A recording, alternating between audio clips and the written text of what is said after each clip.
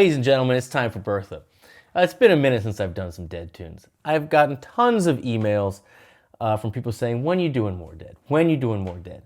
Clearly, I'm listening to it constantly and working on it constantly, but I'm also trying to make the channel very diverse in every way possible. So not just different genres, different artists, different whatever, but also people you might not know about, lesser known artists. It's a whole thing.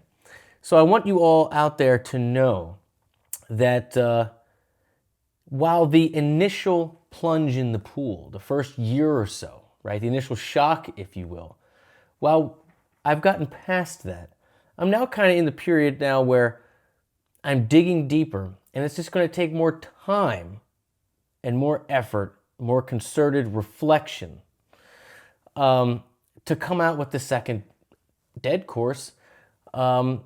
And feel confident sharing, teaching things that I think are valuable and true and honest to me, and what it means to me and what I've learned from it. So for all of you out there, I appreciate you being patient with me. And I don't rush courses. I don't rush videos. I like things to happen organically on their own time and be honest and truthful. So on that note, I was conversing with someone, Robert, I'm not going to say your full name, about all this, and he shoots me back 8/27/72 from Veneta, Oregon, and said, put your headphones on after the kids go to bed and dive deep into this, right? You haven't done much old Dead. Yeah, there's not many videos on it, but the audio is good enough. So I was thinking about doing that, and then I'm on GuitarGate, of course. I'm going down the Reacts Request page, and of course here I see a lifetime member requesting Bertha from what date? 8/27/72. Same day, different person. This is Greg, a lifetime member. Thank you, Greg. And so I just said, you know what? This is how it's been with the Dead. It's all felt very fortuitous, very organic, right? And so today we do it. Greg says, you've done a lot of the Cornell show, which we all thank you for. This is from 8/27/72. Is another one of those shows where the magic was in the air. You've not reacted to a Bertha yet, and this is definitely one of the best. There's no video, but it's not needed with this hot version. We appreciate everything you do. Just keep trucking. Dude, I appreciate you. Everybody out here that has supported me this past year or so, let's do it. Now, clearly, I've learned this song. I've not learned this version, so let's do it. Fast. Love it.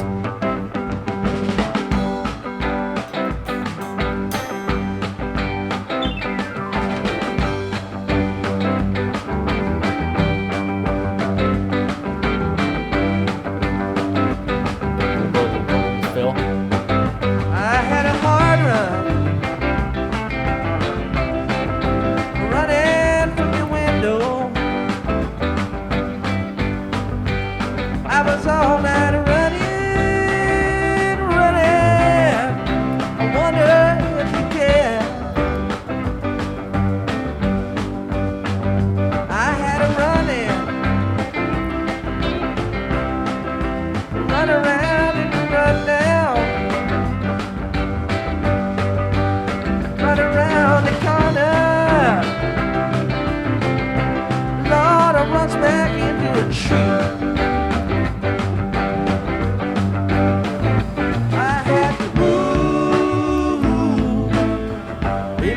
To move, that's why, if you please, I am on my bended knees.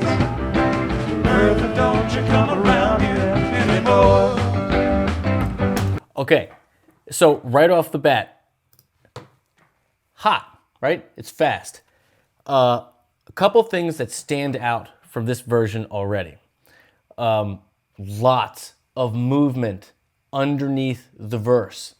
This is a 1 to a 4, the verse, in G. So you got G, right? So it's just a G major triad to a C major triad, 1 to 4. You can do it here, like this, and you're hearing what you should hear in a well-arranged band, and that's when you have two guitars and keys, etc., people in different places, not just doing different rhythmic things, but different harmonic things. So you have the G and C here, or you can have it here, right? And you're hearing that in there, but you're also hearing a lot of runs. Like when it goes to the 4, you're hearing Jerry go,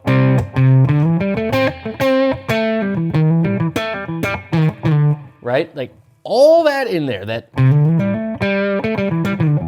all that C major pentatonic, you're hearing that everywhere. That with Phil doing the, right, just pushing across the bar line. And then Bobby, one thing I love what he's doing is he's doing these little pushes. Yes, he's harmonically in a different space. It's brighter, it's chimier, but you got that.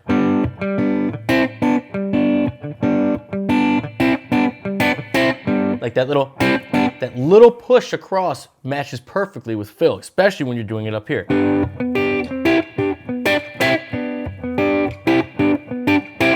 Now I know those parts aren't exact, but that's the overall thing that's happening.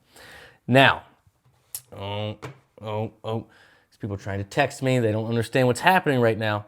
Let's keep going. Listen for those things.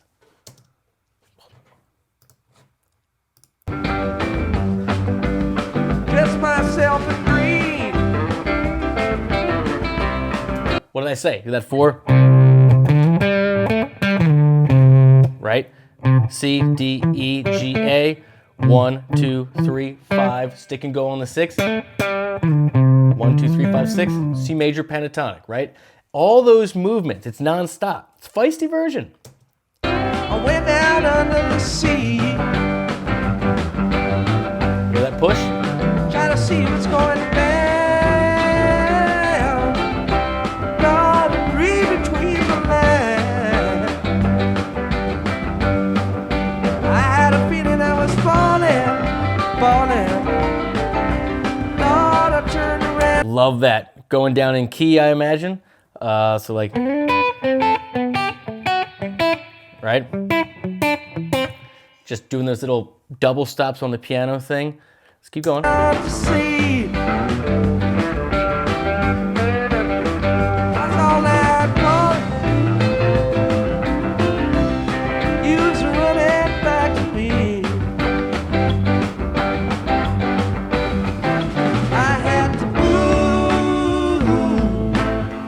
Really had to move. All right, so obviously we're going into what you would call a halftime feel. One of my favorite things about this band is when they go to different feels, it's like a passing chord. It's like a passing groove. Like you're going into the halftime, but we all slow down together to get there. It's not like we're here and then it's half and it's immediate. It's like a river that kind of just ends up there, right? Now, let's go over some of these chords.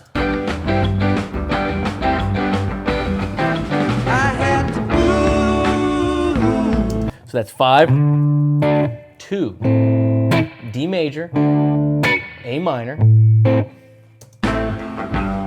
G, 1, and then little snag that upbeat from C to D, 4 to 5. That's why, if you please, Yeah. 4 to 1. I am on my bended knee. 5 to 4. Bertha, 2. don't you come around here anymore. 4 to 1. And now we're back into it. Ran into a rainstorm. Your Phil? Ran into a rainstorm.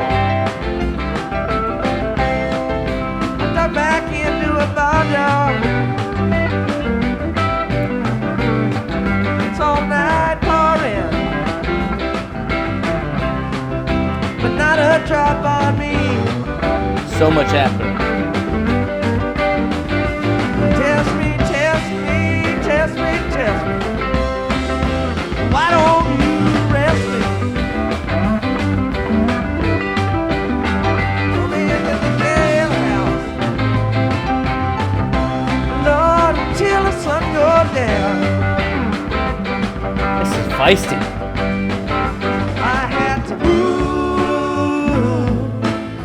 One thing I'm not hearing is in the later versions, you get that, right? Right? That A, G, E. Maybe that came later. You know, these are all like living, breathing tunes that evolve over time. So my ear wants to hear that, but I'm not getting that. One thing I also forgot to mention is when it goes to this part, make it chromatic, right? Go C, C sharp, D. Really had to move, that's why, if you please, I am on my bended knees. Bertha, don't you come around here anymore.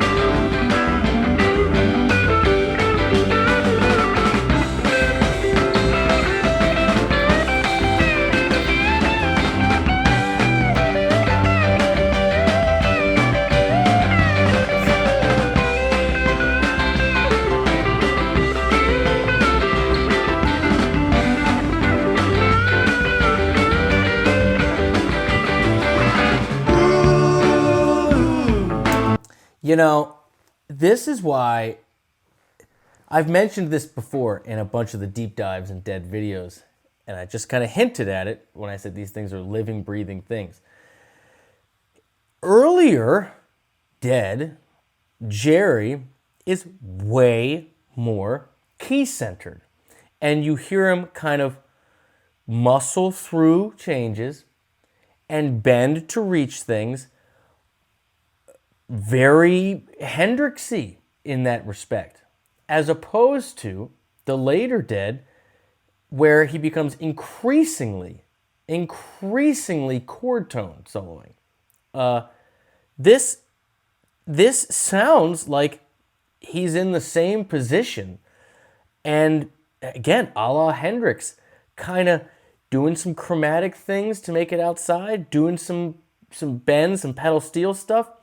But it sounds like he's in one spot, eyes closed, flying, reaching for things. Not a planned out map that you hear in his playing as he's gotten older. It's refreshing. And it's important to think of it that way too, that the whole goal of this music is to be improvisational and not to be note for note textbook night after night. Each night's supposed to be different. But listening to it in terms of this is an era, he solos generally like this then, you know, whatever. This is why it takes a lifetime. This is why I preface this video with that. All right, let's see if we can get some of this. It's pretty spicy.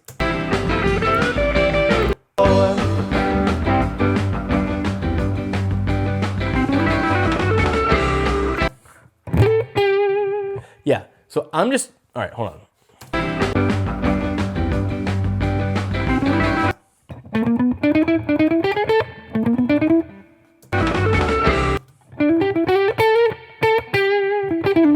I'm just gonna assume he's right here. I'm just gonna assume. Let's see how it goes.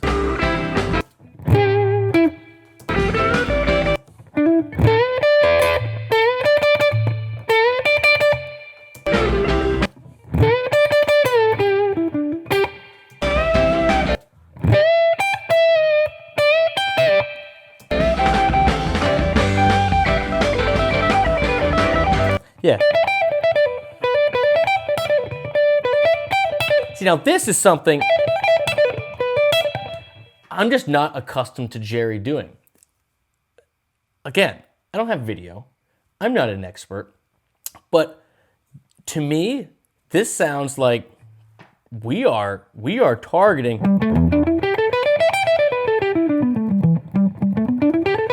pattern 3.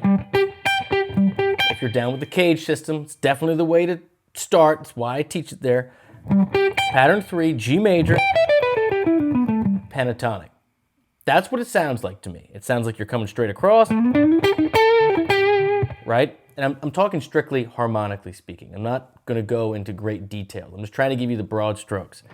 You got bends, 2 to 3, pedal on the 5, and then when it goes over to the C, bend, again, same basic thing. You're bending D to E, so that's now to the 3rd of C, and you're pedaling G, which is the 5th of C, and then you get this.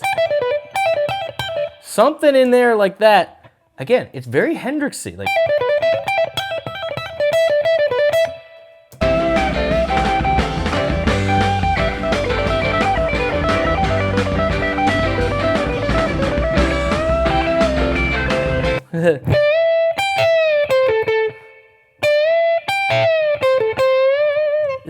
what's he do there?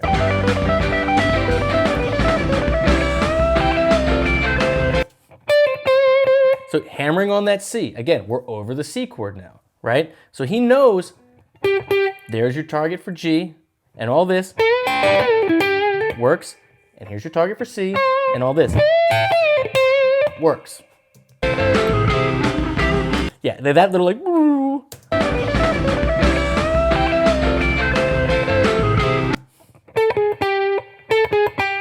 Yeah, that.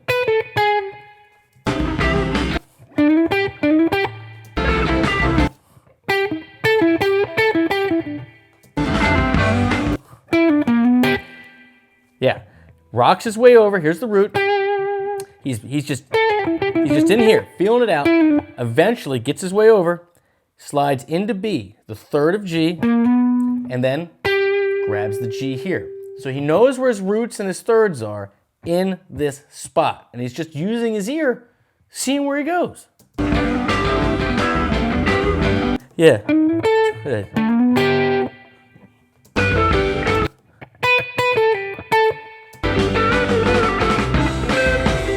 See right there. Grab that C.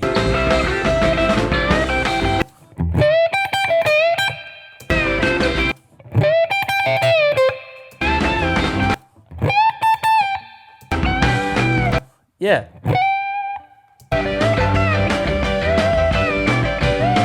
That jump, that hey.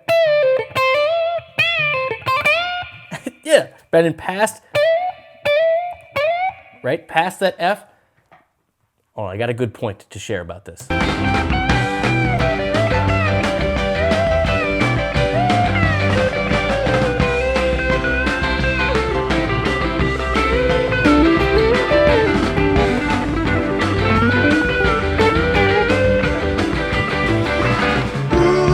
Yeah, dude, it's, I love it. I love seeing the progression of players. This is key centered, baby. This is right here. It has to be. This is right here. The way the bends work, that's why I say has to be, with the pedal steel, so you can anchor that the way. That's why I say it's got to be right there. It's G major, but he knows where the 3rd and root are for G, 3rd and root are for C, and for the most part, he's bending to get the other stuff in there. It's totally by feel, it's totally by ear. Now, I did pick up on something that is worth talking about, and forgive me if I get a little nerdy with you, but I always find that it's very important to, and again, listen to later versions, and I want to, now that I've thought about this, and I want to know what he does and how it's different. Knowing where the squirrels are harmonically, I call them squirrels, I don't even know why, but I do, is important. This tune is diatonic to G. It's 1-4-5 G-C-D with an A minor in it, right? Nothing crazy in there. But we think of Jerry, right? We think Mixolydian. This diatonic progression, the chords, it gives you an F sharp, the 3rd of D, right? That is in here. Interestingly enough, missing from this entire lead almost is a mention of F or F sharp. There is no 7th or flat 7th really happening in here, which is interesting because if you listen to Bobby's parts and the push from the keys, right, you'll notice this suspension that happens.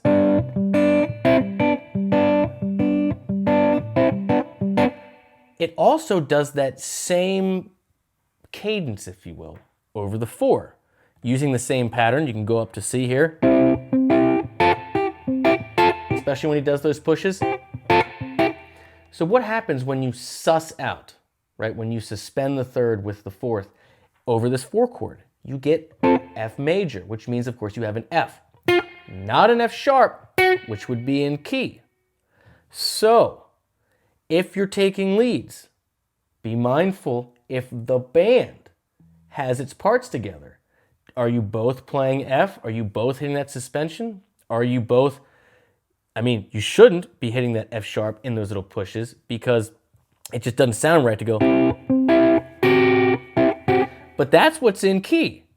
So we leave key just a little bit, and it's the 3rd of the 5 chord, the F sharp. That is the kind of squirrel in question. And interestingly enough, you don't see Jerry outline that. Later, Jerry would. It's true. Again, these are the rabbit holes. Really had to move. That's why, if you please, I'm on my bended knees. Bertha, don't you come around here anymore. I had to move. Really had to move. That's why, if There's so much waiting for the snare to release you when you go to that halftime. I mentioned it before. When you go into a new feel together, right? It is the snare that releases the groove. Remember it forever. Don't guess. Don't wonder where it is. Just crack with the snare. Just pop like you're a gun that just gets released with the snare. And listen to all the instruments do that. Bertha, don't you come around here anymore. I had to move, really had to move. That's why, if you please, I'm on my bended knees. Bertha, don't you come around here anymore. I had to move. Love that part so much. That's why, if you please, I am on my bended knees.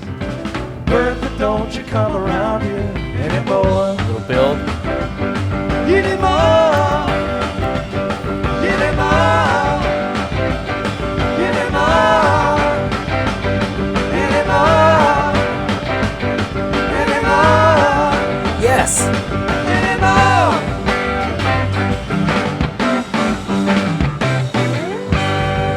You gotta listen to Phil finish that again.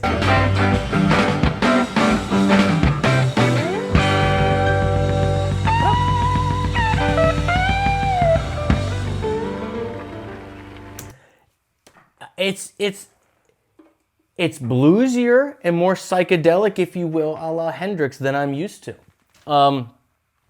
You guys are right. Need to do more Old Dead. The progression is fascinating to me because Jerry, like the Jerry that I'm like actively working on, is really the chord tone stuff. You know, it really is. And so to hear this, it's just really enlightening. And I love the fast tempo. I love how feisty it is. Don't get me wrong. I love the slow stuff too. But that tune should be kept spicy like that. That's a good one. I love all the movement underneath, especially in the verse. I love all that everybody's getting all the little pushes. It's just a really, I don't know what to say. It's just fascinating how different the different eras are. And I'm just going to leave it at that. It really is. So Greg, thank you so much. And who was I emailing with? Was it Robert? Yes, Robert, thank you, and everybody else for emailing. And thank you all for watching these. I know many of you might not be guitar players and you're just music appreciators, But if you are interested in taking my courses and my lessons, it is how I support this channel, and I would love to be your online teacher. It's also a great community of people sharing music. As you can see, Greg posted this to the page, and it's that's just what I do. And I love you, and I love all of this, and I'll see you soon. Cheers. That was spicy. That was definitely spicy.